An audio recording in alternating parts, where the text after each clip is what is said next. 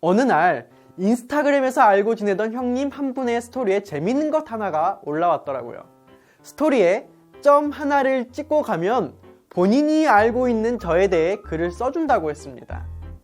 다른 사람들에 관해 적어주는 것 보니까 저도 흥미가 생겨서 얼른 점 하나를 남겨보았습니다.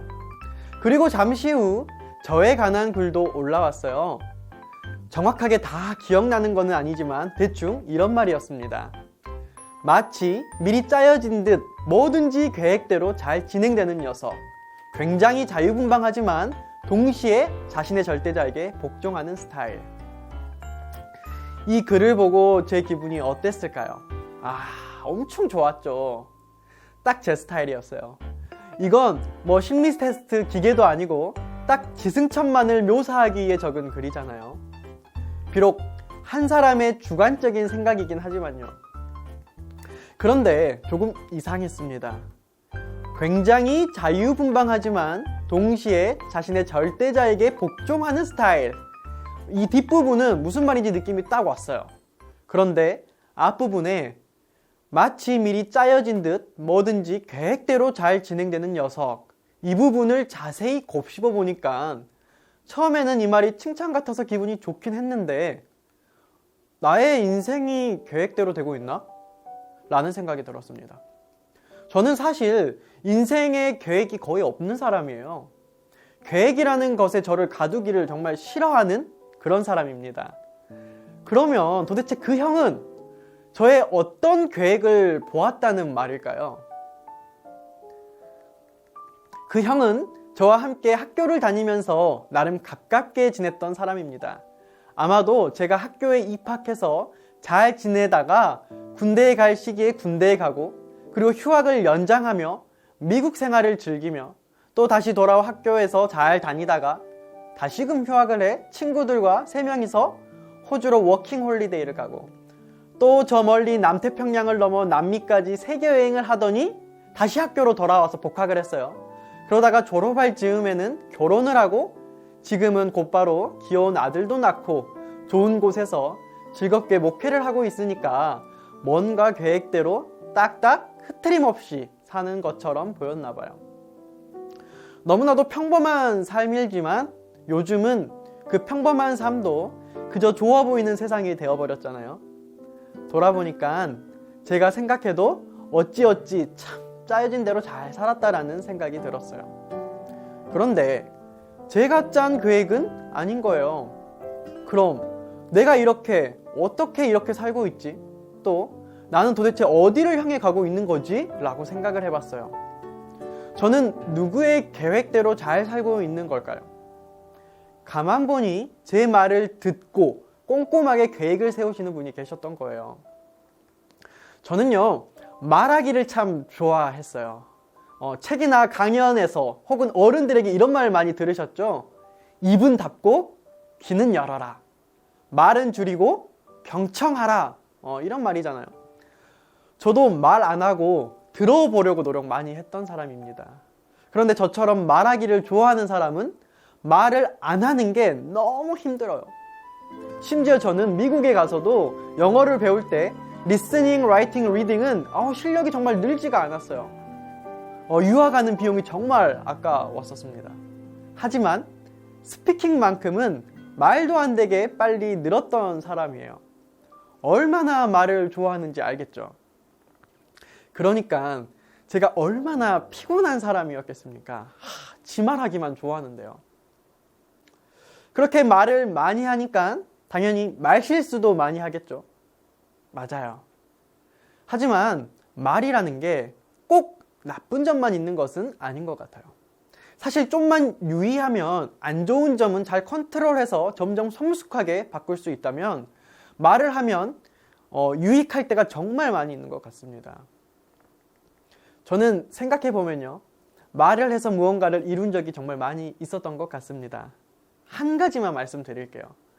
군대에 있을 때 전화로 주변 여러 지인들에게 나는 제대하면 미국을 갈 거야 라고 이렇게 많이 말했어요. 아마 제가 생각만 하고 말을 안 했더라면 정말로 안 갔을지도 몰라요. 우선 입 밖에 내뱉었어요. 그렇게 하니까 진짜 노력을 엄청 하게 되는 거예요. 그저 외부적인 영향으로 쉽게 다녀온 케이스는 아닙니다. 인생을 걸고 노력해서 갔고요.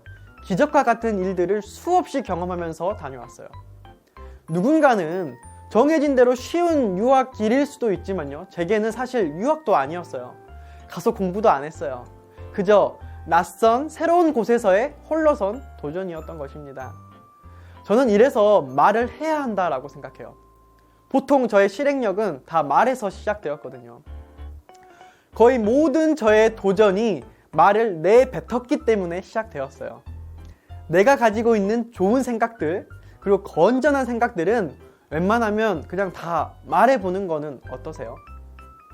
물론 그것들을 다 실행할 수도 없고 어쩔 때는 그 말이 심지어 내게 돌아와요. 그런데요, 그게 정말 이기심에서 비롯된 말이 아니라면 내뱉은 말은 다 실행할 수 없더라도 최대한 노력하니까 인생에 정말 큰 도움이 되는 거죠. 또 혹여나 어쩔 때는 그 말이 다시 내게로 돌아와 나에게 해가 된다 할지라도 그 말이 선한 것에서 나온 말이었다면 그 말이 나를 제어하니까 결국 날 위한 것이 되더라고요. 성경에 보면 요셉이라는 사람이 나오죠. 그 친구는 세상적인 관점으로 보면 그놈의 입이 문제였어요. 왜 형들하고 아버지에게 쓸데없는 말들을 해서 그런 곤욕을 당하는 거죠? 지혜가 없었어요. 그런데 그런 요셉이 잠시 사람들에게는 오해를 받아 미움을 받았을지는 모르겠지만 요셉이 하나님께도 그러한 자신의 순수한 생각들을 말하기 좋아했을 때 하나님은 기뻐하셨을 거예요. 사람은 사람의 동기를 읽을 수 없지만 하나님께서는 일도 오해하심이 없으신 분이니까요. 하나님께서는 요셉의 인생을 뒤에서 꼼꼼히 계획하셨어요. 세상적인 관점에서 보면 요셉의 인생은 총리가 되기 전까지 꼬일 대로 꼬인 인생이었어요. 그러나 성경을 읽는 우리는 요셉의 인생이 마치 미리 짜여진 듯 계획대로 잘 진행된 인생이라고 말하고 있죠. 그 계획은 요셉 자신이 아닌 하나님께서 세워주신 계획이었던 것입니다. 저는 말을 좋아하는 만큼 말을 자주 바꿔요. 그러니까 곧 성격이 고든 친구들은요, 제가 말 바꾸는 걸 정말 싫어해요. 싫어한다기보다는 맞추기 힘든 거겠죠. 그게 싫어하는 걸까요? 아무튼 근데 사실은요, 겉보기의 말은 바뀌었을지 모르지만 제 정체성이 바뀐 건 아니에요. 그때와 상황이 달라지고 환경이 달라졌기 때문에 오히려 내가 추구하는 것을 위해 더 적절한 말이 생긴 거예요. 그게 유한한 사람들 눈에는 자기 자신이 아닌 이상 말을 바꾸면 이게 자꾸 말이 바뀌는 걸로 보일 수 있잖아요. 저는 오늘 이 자리를 통해서 저의 변명을 하려고 나온 것은 아닙니다. 말이 많은 것을 수다라고 말하는데 말이 많은 것이 되게 부정적으로 인식되다 보니까 말을 안 하는 사람들을 많이 보게 돼요.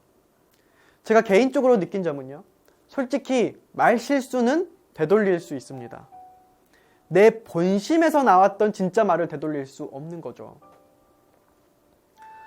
인스타그램에서 글을 써준 그 형님의 눈에 제 인생의 계획대로 잘 풀린 것처럼 보였던 것은 아마도 제가 말을 많이 해서 그런 것 같습니다.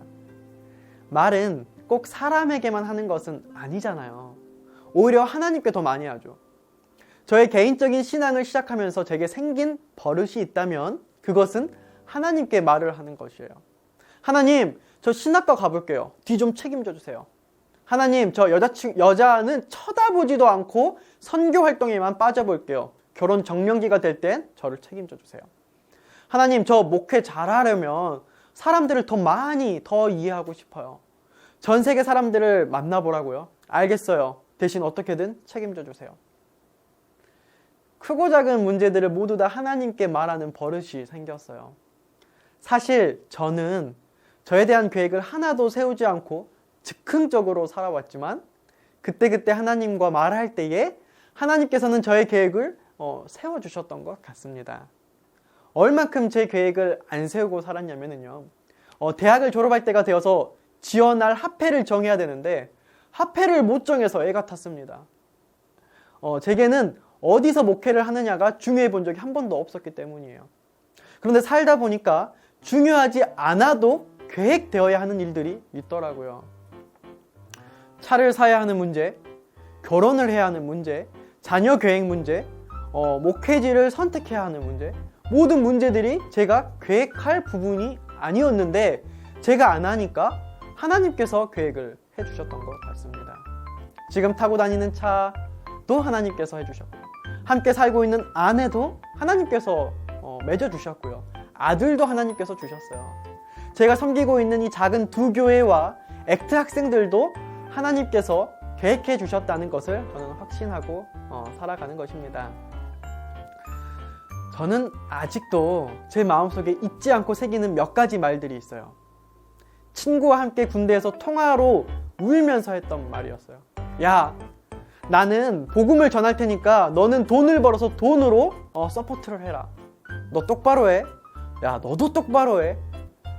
서로 울면서 그런 말을 했어요. 도대체 그게 무슨 말이라고 울면서 말해요. 지금 생각해보면 너무 웃겨요. 우리가 다른 일을 하지만 하나의 목표를 가지고 살아가는 거야.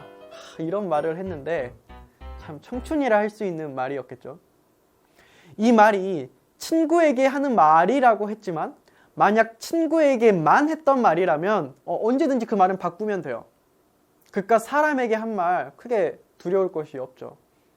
하지만 이 말은 사실 그때 하나님께 한 말이었어요. 하나님께 말할 때 이 친구는 하나님과의 약속에서 증인이 되어준 거예요. 제가 하는 말은 모두 하나님께 하는 말이죠. 하나님께서는 언제나 어디서나 제 말을 듣고 계시니까요. 그래서 하나님께 말하는 사람은 아무 말이나 하지 않아요. 말을 신중하게 하게 돼요. 거짓말은 정말 큰일 나겠죠. 다만 모든 생각을 읽으시는 하나님이시기에 세상에서처럼 말이 오해가 생길까봐 못하는 경우는 없어요. 하나님께 말을 하는 삶을 산다면 계획이 없어도 다른 사람이 볼 때에는 계획적으로 보이는 축복을 주시는 것 같아요. 어떻게 보면 제 계획이 하나님께 온전히 맡겨진 것이라고 말할 수도 있겠네요. 하나님께 말을 하는 삶을 산다면 절대자에게 복종하면서도 자유롭게 보이는 신앙생활을 할 수 있는 축복을 받는 것 같아요.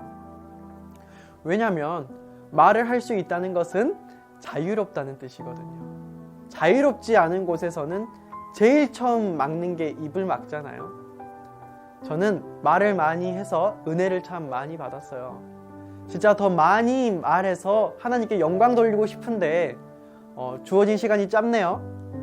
그러면 또 제가 재미없게 제 자랑만 늘어놓을까 봐서 하나님께서 15분만 계획하신 거겠죠.